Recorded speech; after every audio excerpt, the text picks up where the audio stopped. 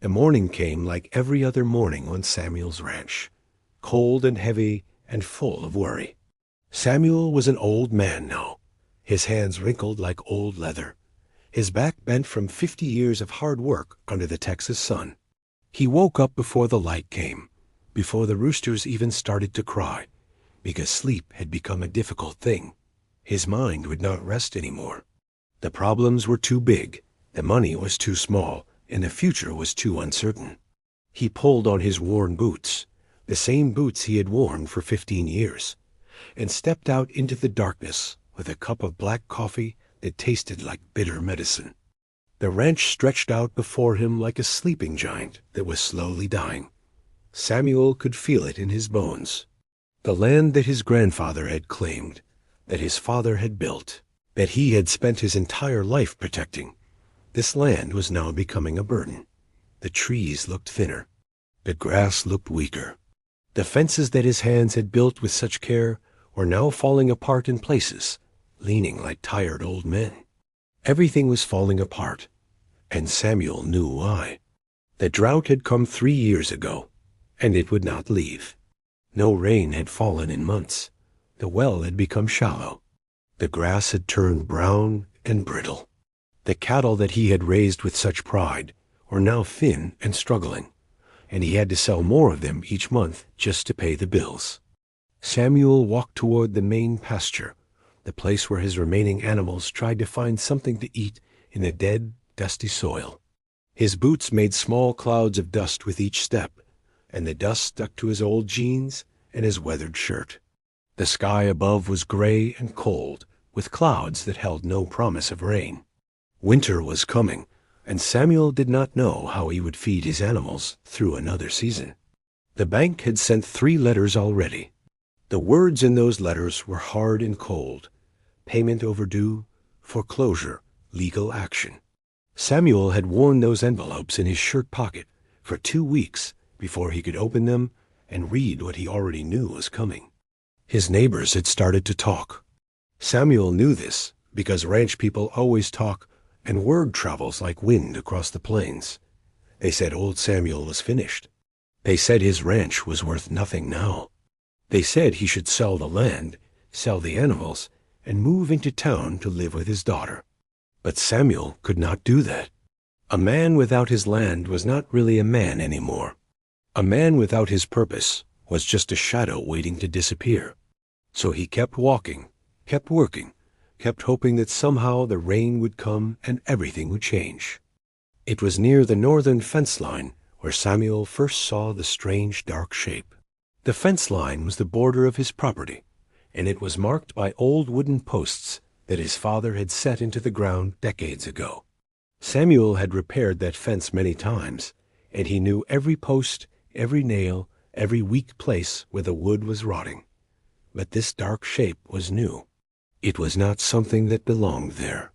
At first, Samuel thought it might be a coyote or a wild dog, something that had wandered onto his land looking for food. But as his old eyes adjusted to the gray morning light, he realized what he was looking at, and his breath caught in his chest. It was a horse.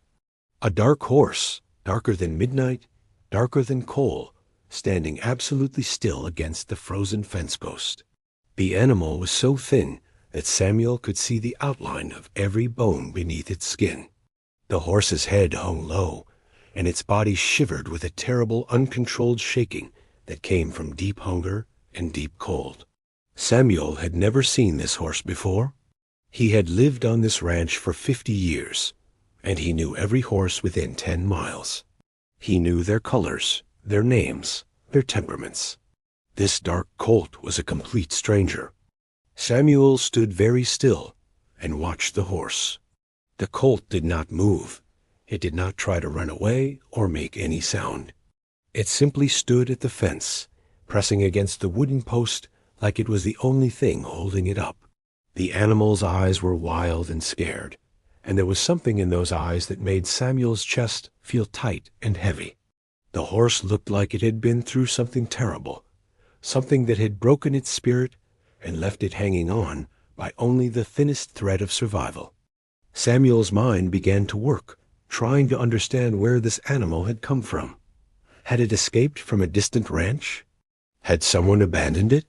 Had it been running wild in the desert, lost and alone? The questions spun in his head, but there was no way to know the answers. What Samuel did know was that this horse was dying. Without food, without shelter, without warmth, the dark colt would not survive more than a few days in this freezing weather. When Samuel returned to the barn, he told the ranch hands about the stranger horse at the fence line. The reaction was immediate and harsh. The men laughed at him. They said it was probably a worthless horse, probably sick or broken or dangerous. They said Samuel should not waste food on an animal that did not belong to him, an animal that was probably someone else's problem. They said he should shoot it and be done with it, that feeding a stray horse was a waste of resources that he did not have. The words cut Samuel like knives, but he understood their logic. A struggling ranch cannot afford charity. A dying operation cannot afford mercy. But something inside Samuel would not let him accept this hard logic. That night, after the other men had gone to their homes, Samuel took some oats and some hay and walked back out to the frozen fence in the darkness. He set the food down near where the dark colt was standing, and he spoke to the horse in a soft, gentle voice. The words he spoke were simple, just whispers in the cold night air. And in that moment, Samuel made a choice that would change everything. The dark colt did not eat the food that first night. Samuel watched from the barn window the next morning, and the oats and hay still lay in a pile on the frozen ground, untouched and cold. The horse stood exactly where it had been standing before, as if its feet were frozen to the earth, as if it could not move even if it wanted to. Samuel felt a deep sadness settle over him like a heavy blanket. The animal was so frightened, so broken by whatever had happened to it, that even the gift of food could not reach it. The horse did not trust. The horse did not believe that anything good could come to it any more.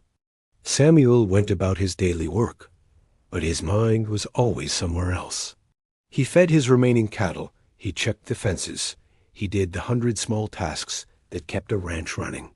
But between each task, he would walk to the northern fence line and look at the dark colt. Each time, the horse was in exactly the same place, shivering and still, the food untouched beside it. Samuel's heart broke a little more each time he saw this. He understood what it meant when an animal stopped trying. He understood what it meant when hope died. On the second day, the neighbors began to talk louder. Old Jim Patterson came by with his son, and they stood in Samuel's yard and said things that were meant to be heard. They said Samuel was wasting good food on a dying horse. They said only a fool would spend money on something that was not his responsibility.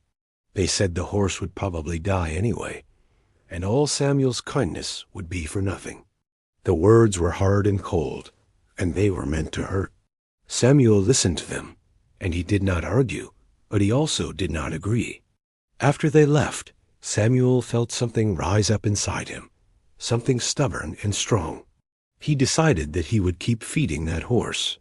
He decided that he would not let the world's cruelty win.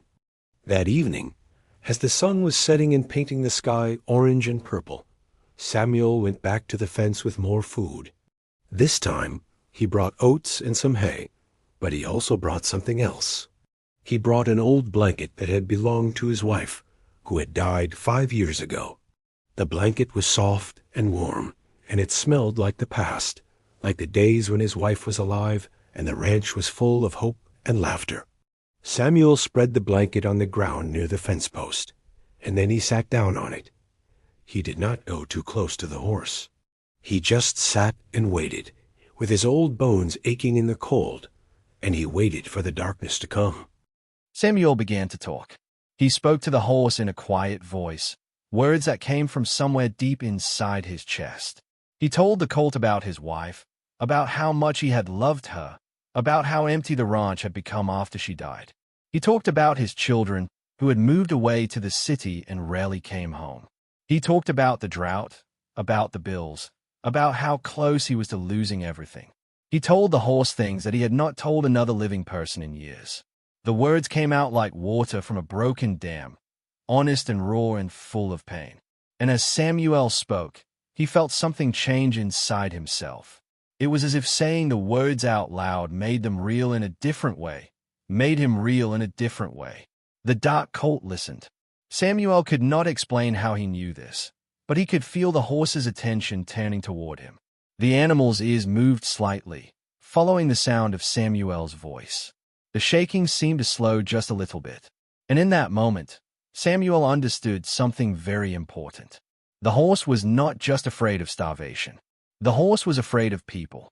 The horse had learned, somehow, that people could hurt, that people could abandon, that people could cause pain.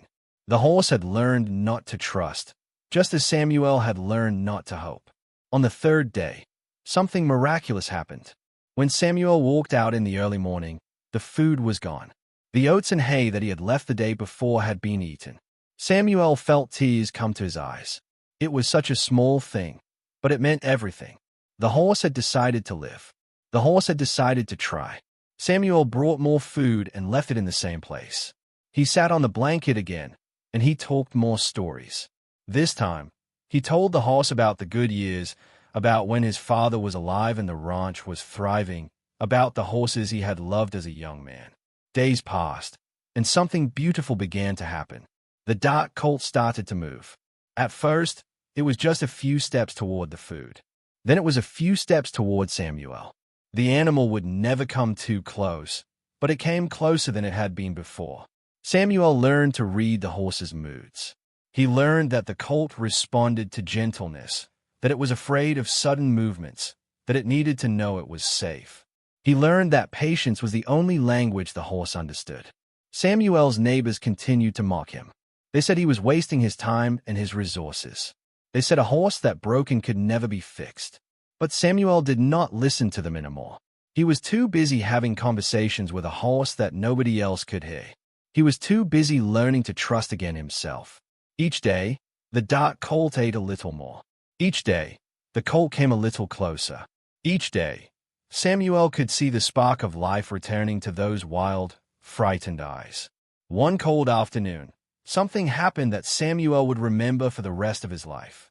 The dark colt walked all the way to where Samuel was sitting, and it lowered its head, and it ate oats from Samuel's open palm. Samuel could feel the horse's breath on his skin, warm and alive. He could feel the soft lips taking the food gently from his hand. And in that moment, the barrier between them dissolved. The horse had chosen to trust him. The horse had chosen to believe that one person, one old man, would not hurt it.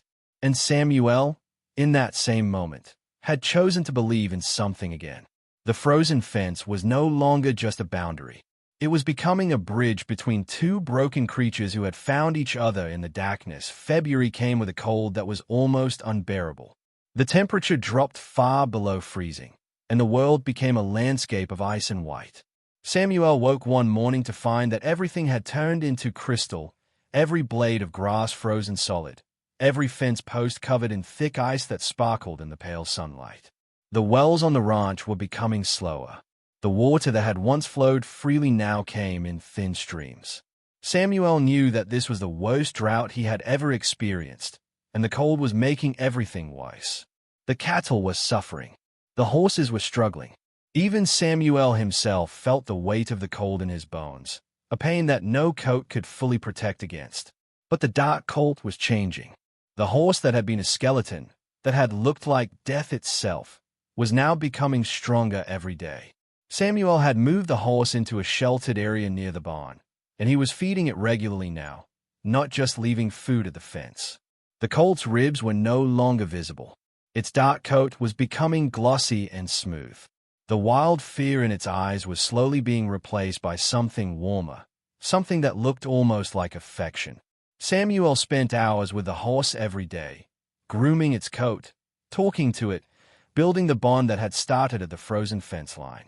The horse had become the most important thing in Samuel's life, more important even than the struggling cattle, more important than the bills, more important than his own comfort. One afternoon, when the cold was so intense that Samuel could barely feel his fingers and his breath froze in the air, something happened that changed everything. Samuel was walking near the northern fence line, the place where he had first found the dark colt. He was checking on the fences, making sure they were still standing strong against the ice and wind. As he walked, his foot broke through the frozen crust of snow and went down into something soft. Samuel fell to the ground, catching himself with his hands. When he looked down to see what had happened, he felt his entire body go still. The ground beneath the snow was not frozen. It was warm. Samuel's hands felt heat coming from the earth itself, and beneath that warmth, he could hear something that he had not heard in months. It was the sound of water. Flowing water. Running water. Samuel's mind could not believe what his senses were telling him. He began to dig, pushing away the snow and ice with his bare hands, not caring about the cold or the pain. What he found made him cry out loud, a sound of hope and wonder that echoed across the frozen ranch.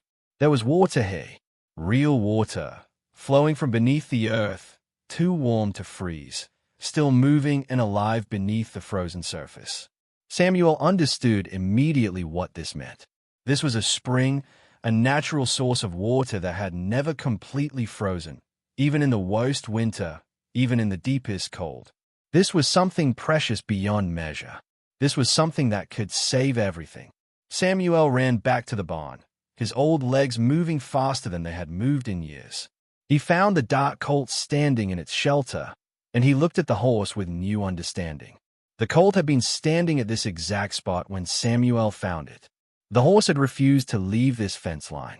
The horse had stayed here even when it was starving, even when it was freezing. The horse had been protecting this spot. The horse had known. Samuel did not know how the horse could possibly know about a hidden spring beneath the earth. He did not know how an animal could have such knowledge, such intelligence, such purpose. But as he looked into the colt's dark eyes, Samuel felt absolutely certain that this was true. This horse had been sent to him. This horse had saved him. The dark colt was not a broken animal that needed saving. The dark colt was a savior. Over the next few weeks, Samuel began to build a system to access the water. It was hard work, and it hurt his old body, but Samuel worked with a strength that came from hope. He dug carefully around the spring, creating a small opening where water could be accessed. He built a simple well structure from wood and stone. He created channels so that the water could flow to where his cattle could drink. As the word spread through the county, neighbors came to see what Samuel had done. They came to understand how an old man and a strange dark horse had found water in the middle of a terrible drought. The ranchers who had mocked Samuel began to realize they had been wrong. Some of them started to ask Samuel how he had found the spring. Some of them asked if the spring was real or if it was just a story. Samuel would smile and take them to see the water flowing, clear and fresh and alive, coming from the earth beneath where the dark colt had stood. He would show them how the water never froze, how it was always warm, how it seemed almost magical in its constancy. Samuel began to understand the true value of what the dark colt had given him.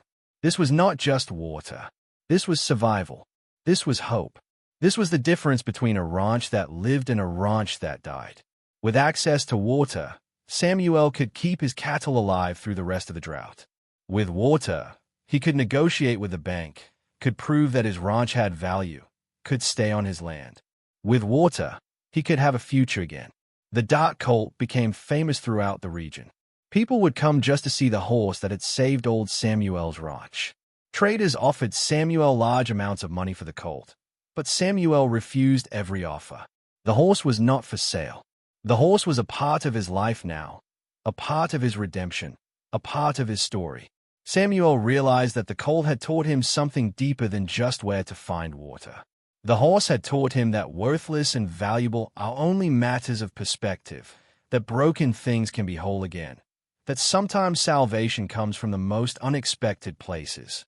As February turned to March, and the world began to thaw, Samuel stood at the northern fence line with his hand on the dark colt's neck, and he whispered a prayer of gratitude. He was grateful for the drought that had brought the horse to his fence. He was grateful for the cold that had kept the spring warm. He was grateful for the horse that had refused to leave. And most of all, He was grateful for the chance to believe in miracles again. Spring came to the ranch, but it did not bring peace. The winter had been so harsh, and the drought had lasted so long, that the land was broken and angry. The spring water that Samuel had discovered was saving his cattle, but it could not save everything. The grass was still sparse. The pastures were still weak. Samuel's herd was growing stronger, but his financial problems were not going away. The bank had given him one more chance, one more season to prove that the ranch could survive. If the spring rains did not come soon, if the land did not recover, then Samuel would lose everything anyway. Samuel had begun to train the dark colt. The horse was now healthy and strong, with muscles that rippled beneath its dark coat. But more importantly, the colt had shown itself to be incredibly intelligent and loyal. Samuel could see that this horse was different from ordinary animals. It understood commands that he only had to speak once. It anticipated his needs. It moved with a grace and purpose that seemed almost human. The other ranch hands had stopped mocking Samuel. Instead, they watched the dark colt with wonder and respect. The horse that everyone had wanted to kill was now the most valuable animal on the ranch. One afternoon in late April, the sky began to change. Samuel had lived through 50 years of Texas weather, and he knew the signs. The cloud came in from the west, dark and heavy and moving with terrible speed. The wind picked up, and it carried with it a smell that Samuel recognized with fear. It was the smell of a storm, a big storm, the kind that could destroy everything. Samuel called to his hands, and they began to move the cattle toward the shelter of the lower pasture. But the storm came faster than anyone expected. Within minutes, the sky had turned black as night, and the rain began to fall in sheets so thick that Samuel could barely see the ground beneath his feet. The dark colt was in the upper pasture with a group of younger horses, animals that Samuel had been training for the spring market. These horses were valuable, but they were also nervous and unpredictable. As the storm grew worse, Samuel knew that these young animals would panic. A panicked horse in a storm could run straight into danger, could get caught in the flooding washes that formed in the low places, could break its legs on hidden rocks. Samuel fought his way through the storm toward the upper pasture, but the wind was pushing him back, and the rain was blinding him. He could not reach the horses in time. Then Samuel heard something above the sound of the storm. It was the sound of a horse neighing, loud and strong and commanding. The dark colt had understood what was happening.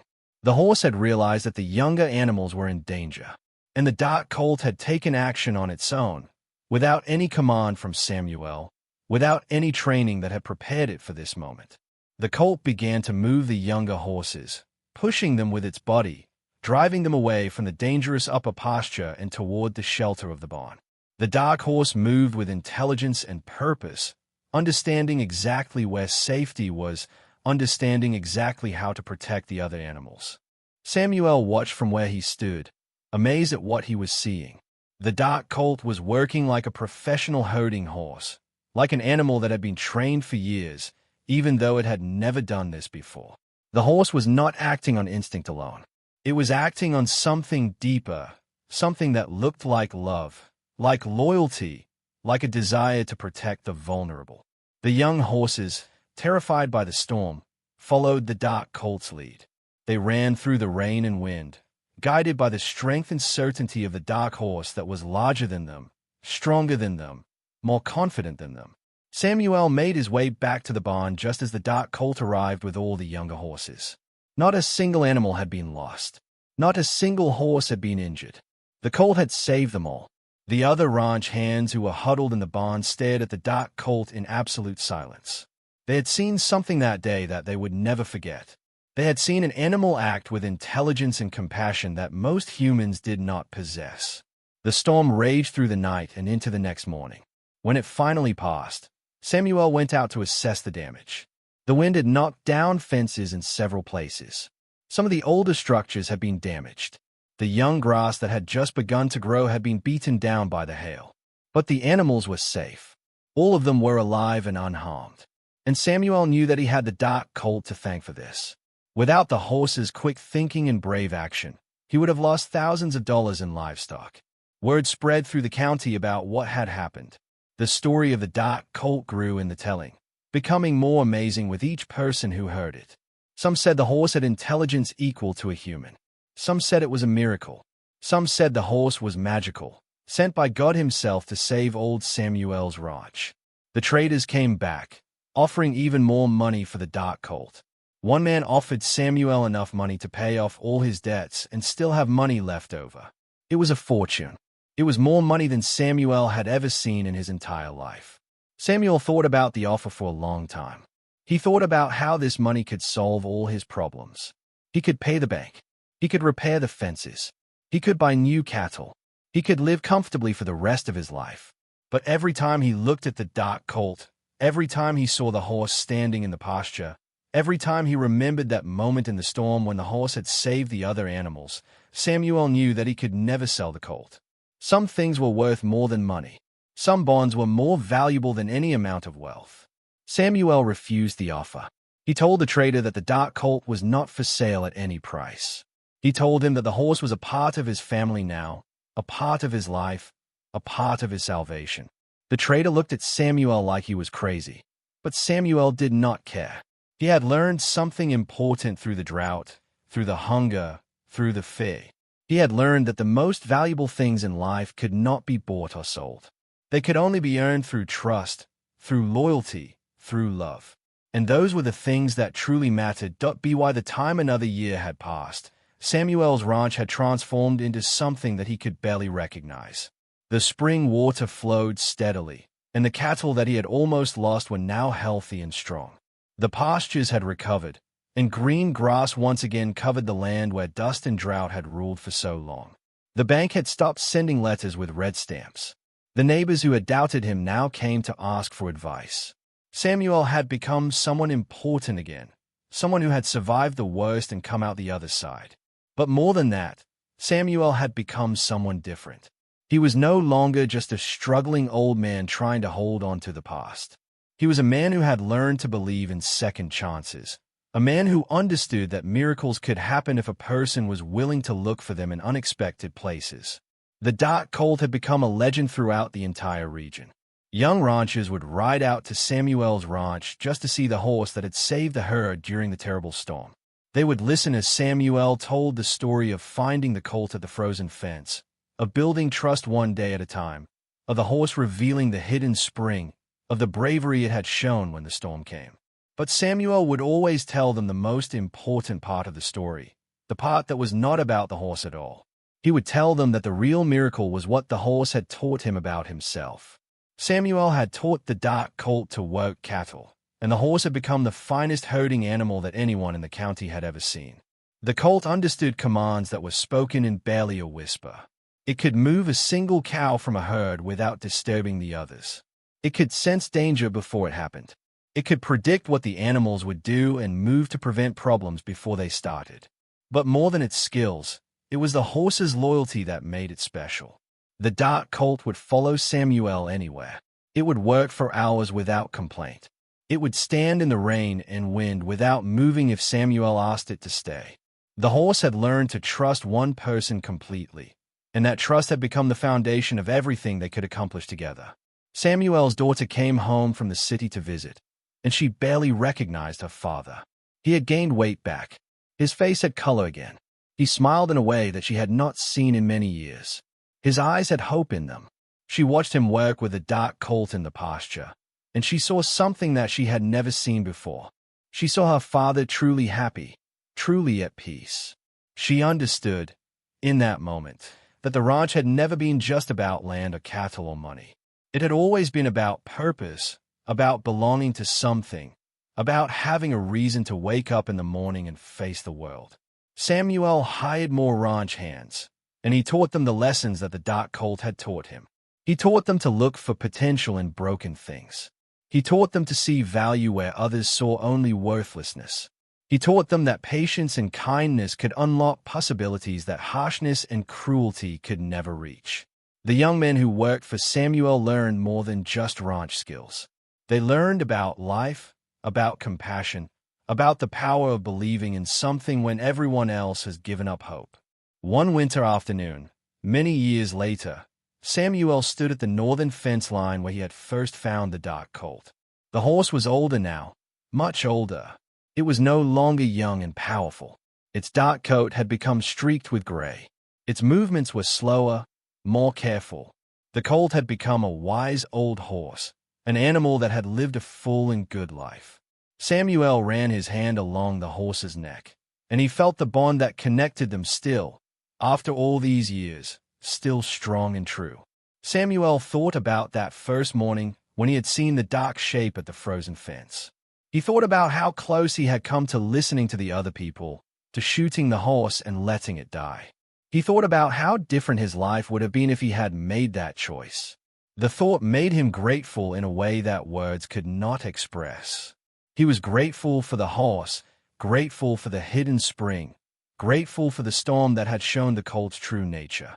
But most of all, he was grateful for the choice he had made to believe, to trust, to keep hoping even when hope seemed foolish. Samuel had lived long enough to see young ranchers come to him with problems, asking for advice, asking him to share his wisdom. He would tell them the story of the dark colt, and he would tell them what the horse had taught him. He would say that the most important lesson was not about horses or ranching. It was about understanding that every living thing has value if you look deeply enough. It was about understanding that broken things can be healed. It was about understanding that trust is something that must be earned slowly, day by day, moment by moment. But once it is earned, it becomes stronger than anything else in the world. Samuel's neighbors, the ones who had laughed at him for feeding a starving horse, had become his friends. They admitted that they had been wrong. They learned from his example.